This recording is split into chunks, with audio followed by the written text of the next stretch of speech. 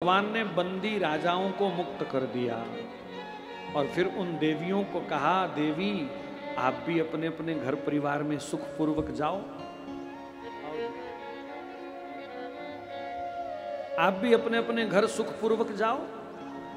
तो वो देवियां रो रो करके कहती हैं, श्री कृष्ण, रावण के अशोक वाटिका से श्री सीता जी जब राम जी के पास आई थीं तो उन्होंने अग्नि परीक्षा देकर के अपनी पवित्रता को सिद्ध किया था, लेकिन फिर भी लोगों ने सीता जी पर लांछन लगाए।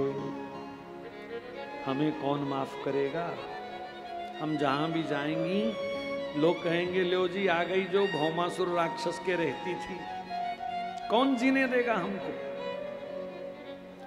इसलिए श्री कृष्ण अब तो इसी चार दीवारी में हमारी व्यवस्था कर दो, आपका भजन करती हुई यहीं हम अंत तक रहेंगी और कोई रास्ता हमारे पास नहीं है। श्री कृष्ण ने सोचा, इनका क्या दोष है, ये किसी के पाप का शिकार बनी है, ये तो निर्दोष हैं और मेरे सामने भी अगर किसी निर्दोष को दंड मिलेगा तो मेरी उपस्थिति का फिर मतलब क्या हुआ। मुझसे मिलने के बाद, मेरा दर्शन करने के बाद भी कोई जिंदगी भर रोता रहे तो फिर मेरे दर्शन का फल क्या हुआ। अगर मैं भी किसी के जीवन को सुखी नहीं कर पाया तो कौन करेगा। श्री कृष्ण ने सत्यभामा की ओर देखा, सत्यभामा समझ गई पतिदेव के मन में क्या चल रहा है और उन्होंने सिर हिला के स्वीकृति दी और भगवान कृष्ण ने उन 16,100 कन्याओं से ब्याह कर लिया। बोलो बाल कृष्ण भगवान की। अब आप 2 मिनट सोचो, अगर श्री कृष्ण इनसे ब्याह ना करते तो क्या होता। या तो सारी जिंदगी इस जेल में कैद में सड़ती, बाहर जाती तो लोग कहते ए आ गई जड़ी भौमासुर दे रहंदी सी, यही बोलते ना, एक कुल कलंकनी, ये वो पता नहीं क्या क्या लोग बोलते। कोई आग में जलती, कोई समुद्र में डूबती, कोई फंदा लगाती, ऐसे ही होना था सबके साथ। लेकिन भगवान ने उनको स्वीकार कर लिया और उनको एक नया जीवन दिया, सुखी जीवन दिया। जिसको सारी दुनिया ठुकराए ऐसे लोगों को भी भगवान अपना लेते हैं और जिनको भगवान अपना लेता है उसका फिर दुनिया बाल बांका नहीं कर सकती। सबको एक जैसे राजमहल भगवान ने दिए, कोई भेदभाव नहीं, कौन बड़ी कौन छोटी, सबको एक जैसा गृहस्थ का सुख दिया। नारद जी कभी कभी देखने आए कि सबके साथ भगवान कृष्ण कैसे रहते होंगे। 16,108 शंका नारद जी को नहीं थी, हम लोगों की शंका दूर करने के लिए वो आए। महाराज गोपियों के लिए कल आप सुन रहे थे, महाराष्ट्र में भगवान ने करोड़ों रूप बना लिए, जितनी गोपियां उतने कृष्ण। ऐसे ही द्वारिका में लीला हुई, जितनी रानियां हैं उतने स्वरूप बना करके कृष्ण सबके साथ रहते हैं। कभी भी किसी रानी को ऐसा महसूस नहीं हुआ कि कृष्ण मेरे नहीं हैं या उसके हैं। सबको बराबर सम्मान दिया श्री कृष्ण ने और सब आनंद से जीवन व्यतीत करती हैं। अब मैं आपसे पूछता हूं कि श्री कृष्ण ने इनके साथ ब्याह करके अच्छा किया कि गलत किया? सच्ची सच्ची दसो। अच्छा ही किया ना। अगर श्री कृष्ण इनको द्वारिका ना लाते तो सारी जिंदगी वहां सड़ती, बाहर निकलती तो लोग ताने मार मार के मार देते। लोगों को तो काम कोई नहीं है और दूसरों को दुख देना ये लोगों की खुशी है। दूसरों को दुख देने में लोगों को सुख मिलता है और दुनिया में ऐसे 1-2 नहीं, हजारों लाखों लोग हैं जो सारा दिन दूसरों के नुक्ताचीनी निकालते रहते हैं। किसी की और उंगली खड़ी करने से पहले सोचना, बाकी उंगलियां तुम्हारी ओर भी इशारा कर रही हैं, तुम कैसे हो। तो भगवान ने संसार को एक संदेश दिया ये ठुकराए हुए लोग जिनको कोई नहीं पूछता, उनको गले लगाओ। और आज समय की जरूरत है। किसी समय ऊंच नीच के कारण कुछ लोगों को छोड़ा गया, अमीरी गरीबी के हिसाब से दूरियां बनी, समाज में बनी कि नहीं बनी? ये साडा मल्ला, ये ओणा दा मल्ला, ये साडा खूह है, ओणा दा खूह, ये सब हुआ कि नहीं हुआ? अब समय आ गया है, सबके साथ एक जैसा व्यवहार होना चाहिए, सब मिलजुल करके रहो, तभी सत्य सनातन धर्म फले फूलेगा। नेताओं ने हमको जातियों में बांटने की कोशिश की है। लिखो कौन कौन किस किस जाति का है, ये कोई काम है? ये कोई देश चलाने का तरीका है? जातियां देखना,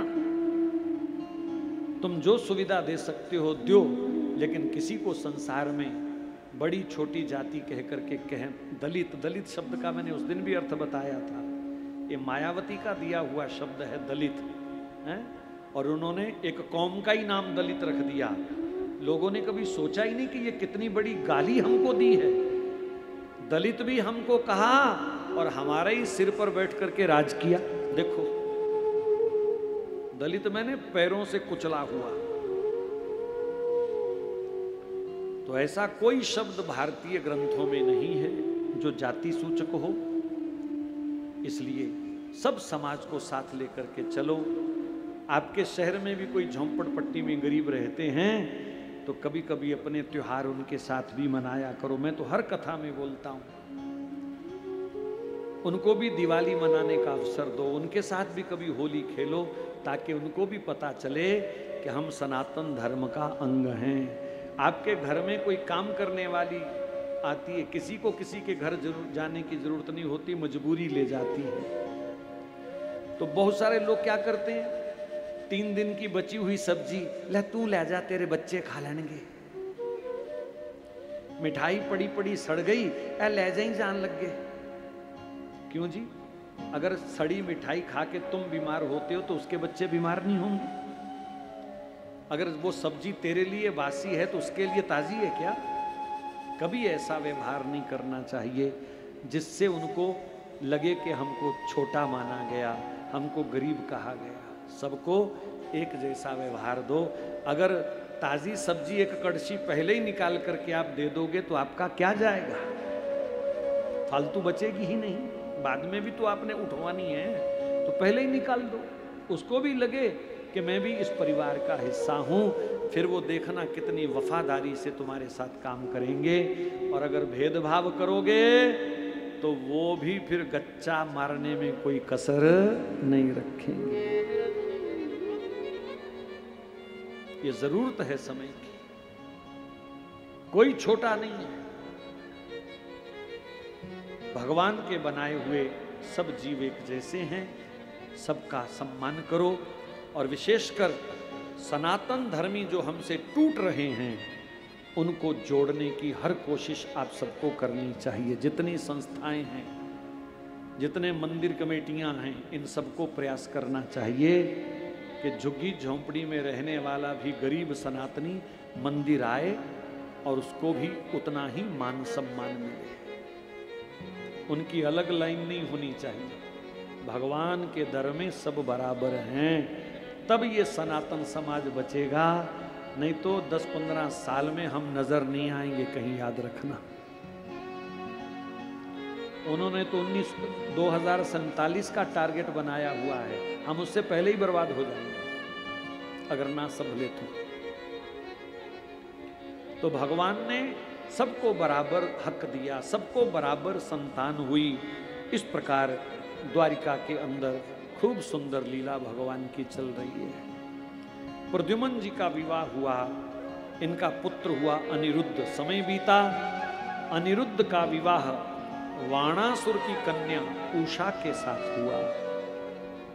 वाणासुर हिमाचल के थे, किन्नौर के। बहुत भयंकर युद्ध के बाद ये विवाह संभव हो सका, लंबी कथा है। आगे चल करके बलराम जी के ब्रज गमन की कथा है। एक दिन बलराम जी ने श्री कृष्ण से कहा, कृष्ण वृंदावन से आए हुए कितने साल हो गए, कितना बड़ा झूठ बोला हमने, परसों आएंगे, बरसों बीत गए। कृष्ण मैं मानता हूं तुम व्यस्त थे, बहुत काम करने थे तुमको, नहीं जा पाए, पर अब तो फुर्सत का समय है, अब खाली दिन है, चलो वृंदावन चलते हैं। वृंदावन वृंदावन सुना तो श्री कृष्ण की आंखों से झरझर अश्रु बहने लग गए। वृंदावन वृंदावन मैया बाबा राधे, ऐसे गोपी ग्वालों को आवाज लगाने लगे, गैया मैया को पुकारने लगे, मेरी धौरी मेरी कजरी,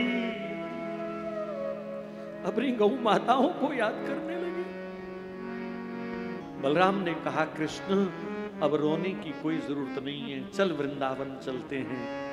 कृष्ण बोले नहीं, मैं नहीं जाऊंगा, आप जाओ। बहुत कहा कृष्ण इतना प्रेम है तुम्हारे अंदर वृंदावन के लिए, तुम जाते क्यों नहीं, क्या मजबूरी है? कहा बस कुछ नहीं कह सकता, आप जाओ।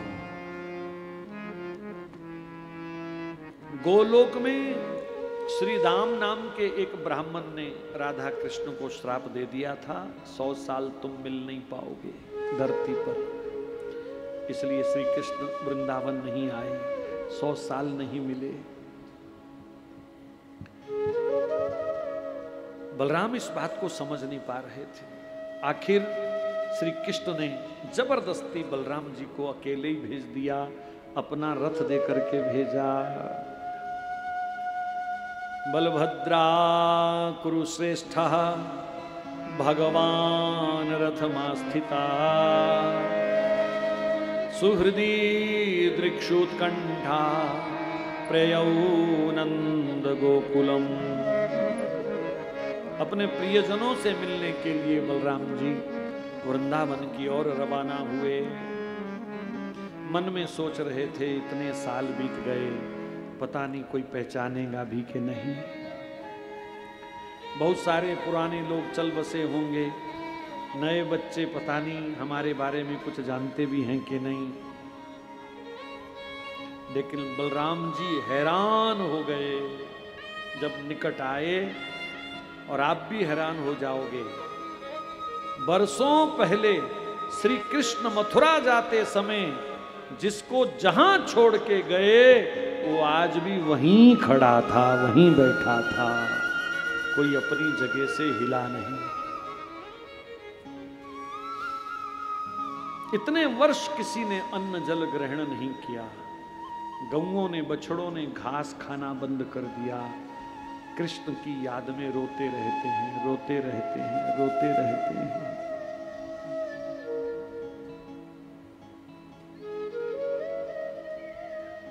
मां यशोदा नंद बाबा की बुरी हालत है, रो रो करके नैनों की ज्योति आधी नहीं रही नंद बाबा की। लाठी पकड़ के चलते हैं, दीवार का सहारा लेकर के चलते हैं। बुढ़ापे में जिन्होंने सहारा देना था वो दूर चले गए।